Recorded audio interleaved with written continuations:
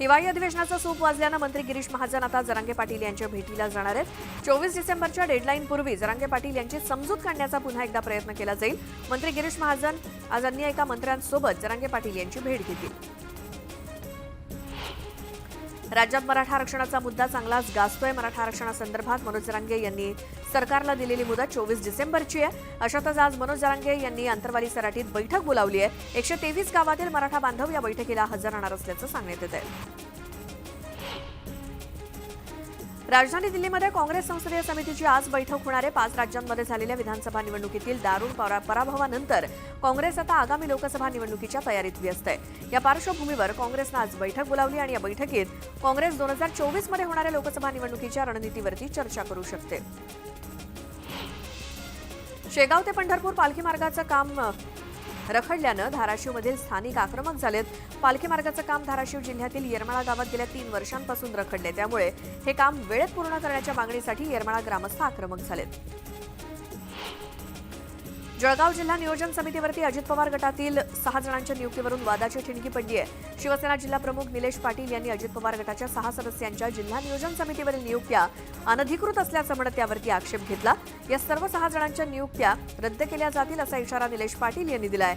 अजित पवार गट आणि शिवसेना या दोन्ही पक्षात त्यामुळे वादाची ठिणगी पडली आहे।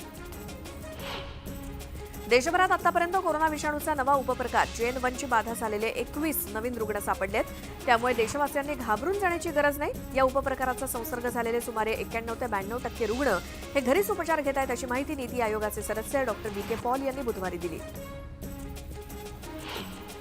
कोरोनाच्या JN1 या व्हेरियंटचा प्रसार जगभर वेगानं होत आहे, यासाठी वेळीच सावधगिरी बाळगणं गरजेचं आहे। अशातच राज्यातील सर्व वैद्यकीय महाविद्यालय आणि रुग्णालयातील कोविड संबंधित यंत्रणा सुसज्ज ठेवाव्यात असं आवाहन वैद्यकीय शिक्षण मंत्री हसन मुश्रीफ यांनी केलं आणि येणाऱ्या संभाव्य परिस्थितीला तोंड देण्यासाठी डॉक्टरांचं पथक, मुबलक औषध साठा तसंच कोविड तपासणी किट उपलब्ध करून देण्याबाबत सुद्धा त्यांनी सांगितलं। तसंच नागरिकांनी घाबरून न जाता कोविड मार्गदर्शक तत्वांचं पालन करावं असं आवाहन केलं। धाराशिवमध्ये पपईला सध्या बाजारात 1 ते 2 रुपये किलो भाव मिळतोय। लागवडीचा खर्चही निघत नसल्यामुळे शेतकरी संकटात सापडले आणि यालाच वैतागून शेतकऱ्यांना चक्क 1.25 एकर पपईच्या बागेवरती रोटावेटर फिरवला। रोटावेटर फिरवत शेतकऱ्यानं संपूर्ण बाग उद्ध्वस्त केल्याचं चित्र समोर आलंय। गडचिरोलीतल्या धानोरा तालुक्यातील सोडे आश्रम विद्यालयातील 106 विद्यार्थ्यांना दुपारच्या जेवणातून विषबाधा झाली आणि जेवणानंतर विद्यार्थ्यांना पोटदुखी, डोकेदुखी, मळमळ, उलट्या असा त्रास जाणवू लागला। यात 58 विद्यार्थ्यांवरती धानोराच्या ग्रामीण रुग्णालयात उपचार सुरू असून काही विद्यार्थ्यांची प्रकृती जास्त बिघडल्यानं 48 विद्यार्थ्यांना जिल्हा रुग्णालयात दाखल करण्यात आलं। राज्यातील शिक्षक भरतीसाठी रिक्त पदांच्या जाहिराती पवित्र संकेतस्थळावरती देण्याबाबतच्या सूचना देण्यात आल्या होत्या, मात्र हिवाळी अधिवेशनात बिंदू नामावलीतील दुरुस्तीसंदर्भात प्रश्न उपस्थित करण्यात आल्यानं त्याबाबत कार्यवाही करणं आवश्यक आहे। त्यामुळे एकूण रिक्त पदांच्या 80% ऐवजी 70% रिक्त पदांची मागणी पवित्र संकेतस्थळावरती देण्याच्या सूचना करण्यात आल्या। कोरोना काळात वैद्यकीय साहित्य खरेदीमध्ये भ्रष्टाचार झाल्याच्या आरोपाप्रकरणी माजी महापौर किशोरी पेडणेकर यांना अटकेपासून दिलेला दिलासा हा उच्च न्यायालयानं कायम ठेवलाय। पेडणेकर यांना सध्या अटक करण्याची आवश्यकता नाही असं सकृतदर्शनी निरीक्षण नोंदवून न्यायालयानं पेडणेकर यांना अटकेपासून संरक्षण दिलंय। वाढती लोकसंख्या आणि वाहनांच्या संख्येत झपाट्यानं वाढ होत असल्यानं पार्किंगचा मोठा प्रश्न निर्माण झालाय। बेलापूरमध्ये नवी मुंबई महापालिकेचे बहुमजली पार्किंगचं काम अंतिम टप्प्यात असताना महापालिकेनं वाशी आणि बेलापूर रेल्वे स्थानकाजवळ उपलब्ध भूखंडावरती पार्किंगची सुविधा निर्माण करण्याचं आयोजन केलंय।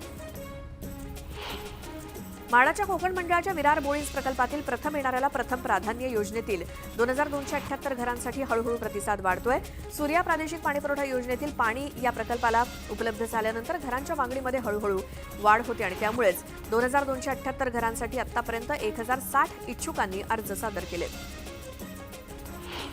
मुंबई महापालिकेच्या सर्व प्रमुख रुग्णालयांमध्ये दररोज येणाऱ्या हजारो रुग्णांसाठी ओपीडी सकाळी 8 वाजता सुरू झालीच पाहिजे असे आदेश अतिरिक्त पालिका आयुक्त सुधाकर शिंदे यांनी जारी केलेत आणि डॉक्टरांनी ही वेळ काटेकोरपणे पाळावी यासाठी यापुढे त्यांची उपस्थिती बायोमेट्रिक पद्धतीनं घेतली जाणार आहे।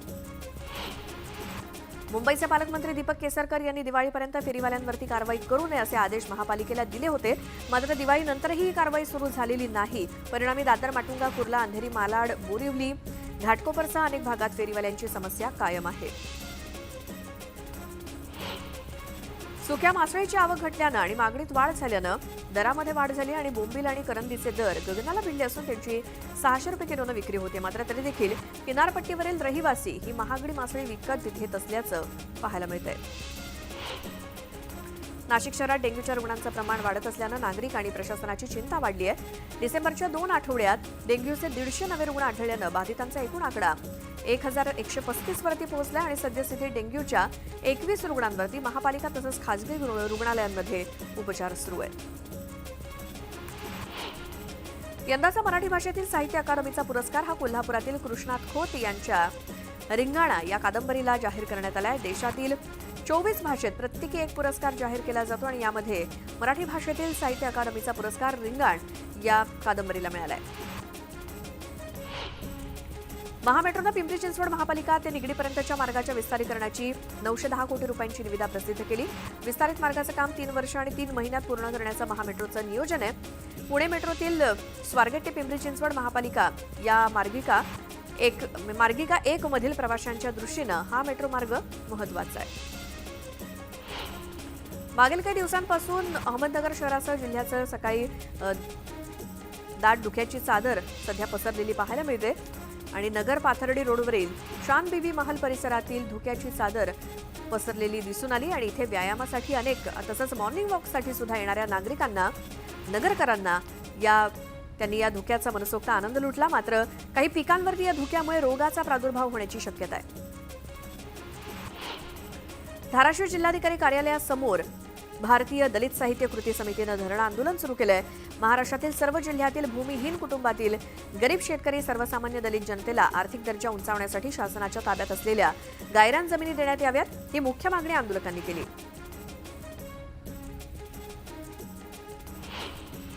देशविदेशात घोडे बाजारासाठी प्रसिद्ध असलेल्या सारंगखेडा घोडे बाजाराला आजपासून सुरुवात होते. या ठिकाणी भरवला जाणारा चेतक फेस्टिवल खऱ्या अर्थानं अश्वप्रेमींसाठी पर्वणी असतो आणि या घोडे बाजारात 750हून अधिक घोडे विक्रीसाठी दाखल झालेत.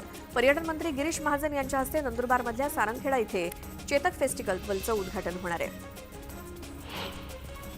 बॉलिवूडचा किंग शाहरुख खान डंकी या सिनेमामुळे चर्चेत आहे आणि डंकी हा सिनेमा आज रिलीज झालाय. ठिकठिकाणी सिनेमा पाहण्यासाठी चाहत्यांची गर्दी होती. मुंबईतल्या वांद्रे इथल्या गिटी गॅलेक्सी थिएटरमध्ये शाहरुखच्या फॅन्सनी गर्दी केल्याचं पाहायला मिळालं. मुख्यमंत्री एकनाथ शिंदे यांनी महाविकास आघाडी सरकारच्या कार्यकाळातील भ्रष्टाचाराच्या कहाण्या सांगून थेट उद्धव ठाकरे यांना टार्गेट केलं आणि कोरोनात केलेल्या कथित भ्रष्टाचारावरून त्यांनी ठाकरेंवरती गंभीर आरोप केले. मुख्यमंत्र्यांनी कंत्राटदार रोमिल छेडा रेमडेसिवीरच्या घोटाळ्यावरून सुद्धा ठाकरेंना लक्ष केलं. हिवाळी अधिवेशनाचं काही हे सूप वाजलेलं आहे आणि अधिवेशनाच्या शेवटच्या दिवशी जयंत पाटील आणि देवेंद्र फडणवीसांमध्ये जोरदार खडाजंगी झाली. राज्यातील वाढती ड्रग्ज तस्करी, महिला अत्याचार तसंच दंगलीवरून दोघांमध्ये जोरदार खडाजंगी झाली. अधिवेशनाच्या शेवटच्या दिवशी विधानसभेत सत्ताधारी आणि विरोधकांची जोरदार खडाजंगी झाली. यामध्ये एकेकाळी एकत्र असलेले अजित पवार आणि जयंत पाटलांनी एकमेकांचा समाचार घेतल्यानं सभागृहाचं वातावरण चांगलंच तापलेलं होतं. झोपडपट्टी पुनर्वसन प्राधिकरणांतर्गत पुनर्वसन करण्यात आलेली घरं यापुढे 5 वर्षांनी विकता येणार आहेत. राज्यातील झोपडपट्टी पुनर्वसन प्राधिकरणांतर्गत पुनर्वसन करण्यात येणारी घरं यापूर्वी 10 वर्षांनंतर विकण्याचा नियम होता. मात्र हा नियम बदलून तो आता 5 वर्ष करण्यात आलाय. महाविकास आघाडीत जागा वाटप करताना काही जागांवरून पेच निर्माण होण्याची शक्यता आहे. जो जिंकू शकेल त्याला ती जागा सोडावी असा फॉर्म्युला महाविकास आघाडीत ठरलाय. मात्र सध्या खासदार असतानाही तसाच तुल्यबळ उमेदवार सहकारी पक्षात असल्यामुळे 10-12 जागांवरून अडचण होण्याची शक्यता आहे. साताऱ्यातील किल्ले वंदनगड येथील विजय दिवसानिमित्तानं तेलंगणाचे आमदार टायगर राजा सिंग यांनी तिथे हजेरी लावली. पोवई नाका येथील शिवतीर्थावरील छत्रपती शिवाजी महाराजांच्या पुतळ्याला पुष्पहार अर्पण करून अभिवादन करण्यात आलं. यावेळी हिंदुत्ववादी संघटनांकडून टायगर राजा सिंग यांना चांदीची तलवार भेट देण्यात आली. गोंदिया जिल्ह्यातील प्रशासकीय इमारतीमध्ये जिल्हा निबंधक सहकारी संस्थेच्या कार्यालयात एकही कर्मचारी उपस्थित नसल्याचं उघड झालं आणि हे कार्यालय उघडच असून त्यातील कपाटं सुद्धा कुलूपबंद नाहीत. त्यामुळे एखादा अनुचित प्रकार घडल्यास जबाबदार कोण असा सवाल उपस्थित केला जातोय. वाशिमच्या मंगळुरपीरमधील जिल्हा परिषदेच्या शाळेमध्ये शिक्षकांची नेमणूक करण्यात यावी यासाठी अर्धनग्न आंदोलन करण्यात आलं. 37 शिक्षकांची आवश्यकता असताना केवळ 16 शिक्षकांचीच नेमणूक करण्यात आल्यानं विद्यार्थ्यांचं मोठं नुकसान होत आहे. वीज बिल थकल्यानं मीटर कापण्यासाठी गेलेल्या महावितरणच्या महिला कर्मचाऱ्यांना मारहाण केल्याचा प्रकार कल्याणमध्ये उघडकीस आलाय. या प्रकरणी कोळसेवाडी पोलिसात तक्रार दाखल करण्यात आली आहे. पिंपरी चिंचवड महापालिकेनं तब्बल 80 कोटी रुपये खर्च करून उभारलेलं नाट्यगृह रंगकर्मींसाठी केवळ पांढरा हत्ती ठरल्याचं समोर आलंय. कारण या नाट्यगृहाच्या उभारणीत अनेक त्रुटी असून इथे नाटकांचे प्रयोग होऊच शकत नाहीत. नाट्य परिषदेचे अध्यक्ष प्रशांत दामले यांनी तसं सांगितलं. परभणी जिल्ह्यातील रस्त्यांची दुरवस्था झाली आहे. रस्त्यांच्या दुरवस्थेमुळे नागरिक हैराण झालेत. अनेक महिन्यांपासून पालकमंत्री सुद्धा जिल्ह्यातून गायब असल्यानं परभणीकरांमध्ये संतापाचं वातावरण आहे. विविध मागण्यांसाठी राज्यातल्या अंगणवाडी सेविका बेमुदत संपावरती आहेत. मात्र सरकारकडून त्यांच्या मागण्यांकडे दुर्लक्ष होत असल्यानं चटणी भाकरी खाऊन अंगणवाडी सेविकांनी राज्य सरकारचा निषेध केला.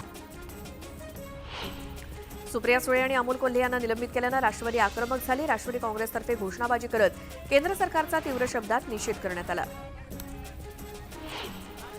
मराठा उपोषणकर्त्यांनी संत गाडगेबाबांच्या पुण्यतिथीनिमित्तानं स्वच्छता मोहीम राबवली. परभणी शहरातील छत्रपती शिवाजी महाराजांच्या पुतळ्यासमोर आणि आजूबाजूच्या परिसरात स्वच्छता करण्यात आली. समाजसुधारक संत गाडगेबाबा यांची पुण्यतिथी अमरावतीत साजरी झाली. यावेळी पदयात्रा काढून अंधश्रद्धेचा विरोध करण्यात आला. प्रलंबित मागण्यांसाठी ग्रामसेवक, सरपंच आणि ग्राम रोजगार सेवक 3 दिवसांच्या संपावरती होते. या संपामुळे मात्र सामान्य नागरिकांची कामं खोळंबली आणि त्यांची गैरसोय झाली. मुंबई अहमदाबाद राष्ट्रीय महामार्गावरती भीषण अपघात झाला असून भरधाव कारनं बाईकला उडवलं. अपघाताची भीषण घटना सीसीटीव्हीत कैद झाली असून व्हिडिओ पाहून कुणाच्याही अंगावर काटा येईल. या भीषण अपघातात बाईकस्वाराचा मृत्यू झाला असून ही महिला गंभीर जखमी आहे. पुणे मुंबई लोहमार्गावरील खंडाळा दरम्यान रेल्वे ट्रॅकवरती 2 कामगारांचा अपघात झाला. यामध्ये एकाचा उपचारादरम्यान मृत्यू झाला तर दुसरा गंभीर जखमी आहे. अप आणि डाऊन ट्रेन एकत्र आल्यानं कामगारांचा गोंधळ उडाला आणि हा अपघात झाल्याचं सांगितलं जातंय. लग्न समारंभासाठी आलेली एक महिला नातेवाईकांसोबत फोटो काढण्यासाठी गेली असता तिची पर्स चोरण्यात आली. यात 35 तोळे दागिने असल्याची माहिती मिळते. लग्न समारंभात वराडी म्हणून आलेल्या चोरट्यानं हा ऐवज लांबवल्याचं समोर आलं आणि ही चोरी सीसीटीव्हीमध्ये कैद झाली असून पोलीस अधिक तपास करतायत. घराच्या 14व्या मजल्यावरून पडूनही 13 वर्षीय मुलगी सुखरूप असल्याची घटना कुर्ल्यातल्या नेहरू नगरमध्ये घडली. झाडाची फांदी आणि टीनच्या छतावरती ती पडली असून तिला बाहेरून तरी कोणतीही दुखापत झालेली नाही. अंतर्गत दुखापतीसाठी डॉक्टर तिच्यावरती बारीक लक्ष ठेवून आहेत.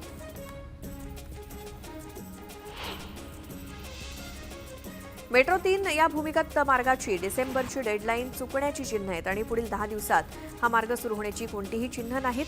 गाडीची रखडलेली चाचणी, कारशेडचं अपूर्ण काम यामुळे 10 स्थानकांच्या पहिल्या टप्प्याला विलंब झालाय. भुयारीकरणाचं काम वेळेत पूर्ण झालं असलं तरी पुढच्या कामात अडथळे आल्यानं मेट्रो प्रकल्प रखडलाय. गोंदिया नगर परिषद अंतर्गत येणाऱ्या अनुकंपधारकांनी गेल्या 14 डिसेंबरपासून अन्नत्याग आंदोलन सुरू केलं आणि या आंदोलनकर्त्यांमधील दोघांची प्रकृती खालावल्यानं त्यांना रुग्णालयामध्ये दाखल करण्यात आलं.